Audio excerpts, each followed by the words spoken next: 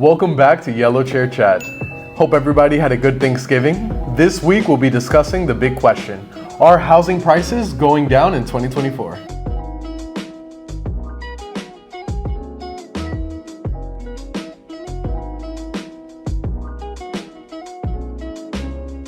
Well, that's a great question. Wait to the very end to really understand what this all means as we piece it together. So what are the sources telling us? So right now we've got mixed news. So Zillow anticipates that property values will increase by 6%, while Morgan Stanley just published a report saying that property values across the board could decline by as much as 3%. So that's a 9% swing in either direction, but we're going to put that in perspective in just a few minutes. Now, what does the National Association of Realtors think in terms of sales volume? Well, they anticipate that sales will increase by 15% because this year has been on a straight decline. And the reason for that's because we've had interest rates up into the 8.5% range, and they are starting to come down, which is good. That's relief. But that also means that people will be more willing to move and perhaps trade those 2, 3, 4% interest rates for maybe like a 6% interest rate, which is a little bit more achievable than something that's going from like a 2, 3, or 4 into an 8%. So Hector, with these points you just mentioned, how do you think that'll matter to the average consumer? Actually, a great question. So let's put things in perspective. So if you buy a house and let's say the average price is about $400,000, and the most bearish case right now is that prices could decline up to 3%. So if you multiply 3% by $400,000, that's a $12,000 difference. So if you want to buy a home today, especially this time of year, you can make an offer for $488 or $388 rather. You can make an offer for $388,000, and you've just offset that risk. If you want a little bit more of a cushion, you can offer 5% less than the list price, and maybe it could work, maybe not, or maybe a combination of that and closing costs, and you've just shielded yourself from the worst case scenario. Now, in the best case scenario, that $400,000 house in 12 months will be worth $424,000. So that's worst case versus the possible best case. In our local area, so in the Tampa Bay area, we can typically anticipate a little bit more of an increase in property values because we're such a hot area with constant people relocating into the Tampa Bay area.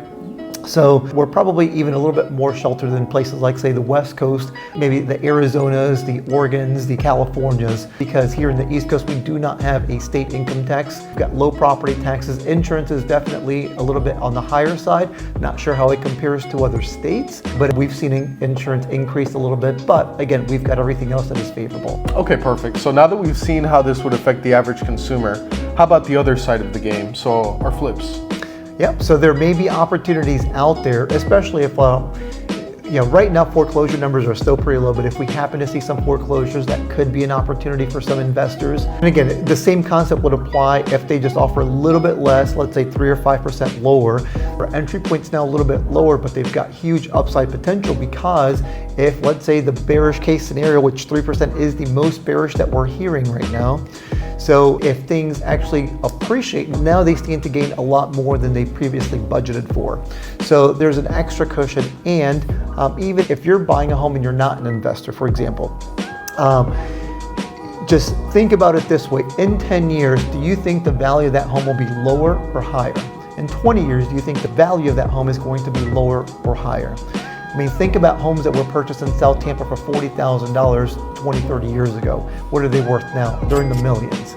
So at the end of the day, if you plan to buy a home, keep that brick and mortar, and over time, it will always increase because every year we've always had some sort of inflation.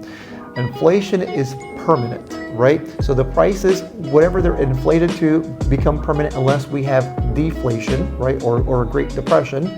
But prices are permanent, so what we're trying to do is combat future inflation. So let's say the price of a loaf of bread goes from $1 to $2. Well, that $2 is now the norm. What we're trying to do is prevent it from going from $2 to $3. So keep that in perspective. Inflation is permanent, so all we're trying to do is prevent future inflation by monetary policy. So how does that compare to renting a home? Great question. So we've seen rental prices come down a little bit. So in some situations, renting a home is more affordable than buying a home. In other situations, it may be more favorable to purchase a home. The one thing to remember is whenever you rent a property, whether it's an apartment or a home, typically your payment increases on an annual basis, right?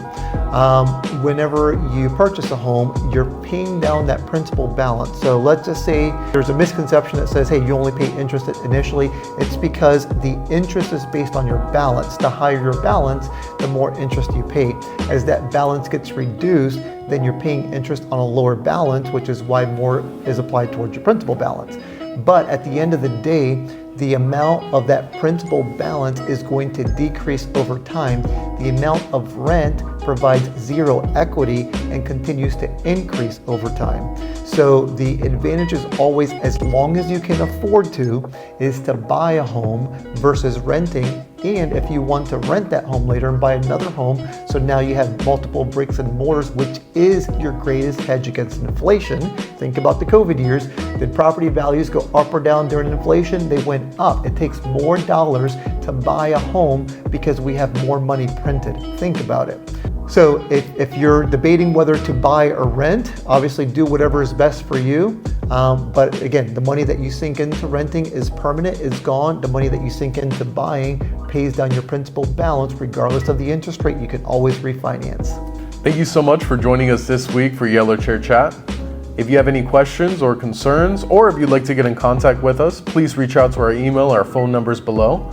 Also, go ahead and reach out in the comments. We'd love to interact with you, and please tune in next week. We look forward to seeing you next week on Yellow Chair Chat.